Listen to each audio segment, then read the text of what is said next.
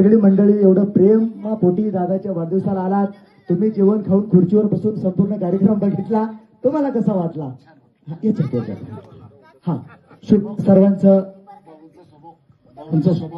असा ठरा, माईक असा ठरा. ते दादाकडे तिकडे बघा, उद्या बायकोला तुम्ही दिसणार आहे युट्यूबवर. मग आता दुसरीकडे बघणार नाहीत. 12-1 वाजायला आली तरी शांत आहे का नाही? भाऊचा स्वभाव चांगलाच आहे. बरोबर, जोरदार टाळी झाली पाहिजे की एवढा उशीर झालेला आहे तरी कोणी हल्लेला नाही, याचा अर्थ तेवढं प्रेम भाऊवरती आपल्या सर्वांचं आहे. खरंच जोरदार टाळी झाली पाहिजे आपल्या खास तुमच्यासाठी, कारण तुमची एवढी सुंदर उपस्थित आहे. सुशांत भाऊजीचा कार्यक्रम कसा वाटला? एवढ्या वेळ तुम्ही बघताय, 3 तास झालं, कसं आवडला का? काही कॉमेडी वगैरे आहे का? मस्त कॉमेडी. थँक्यू. हसायला आलं? थँक्यू दादा. थँक्यू. जोरदार टाळी झाली पाहिजे दादांसाठी. आणि कोणी देणारे अजून शुभेच्छा?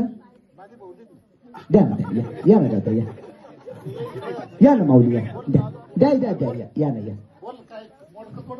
हा दादा कसं बोलले?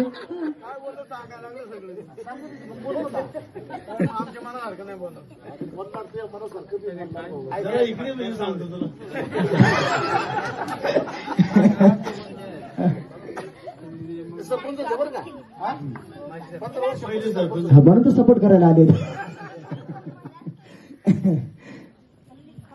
कार्यक्रम चांगला झालाय, सर्वांनी लक्ष ठेवा, नाहीतर पुन्हा माझी गाठ आहे.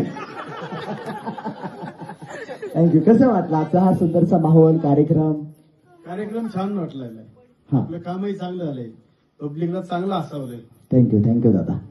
थँक्यू. जोरदार टाळी झाली पाहिजे दादासाठी. शुभेच्छा देण्यात. आणि आमचे मित्र कृपया आपण शुभेच्छा द्यावं. खऱ्या अर्थानं जमलेल्या सर्व माता पिता आणि बंधू भगिनींनो, याच ठिकाणी गणेश भाऊंबद्दल सांगायचं म्हणलं तर काम करत आलोय, काम करत राहू ह्या शब्दात मी सांगतो. भाऊंला पुढील वाटचालीसाठी खूप खूप माझ्याकडून शुभेच्छा.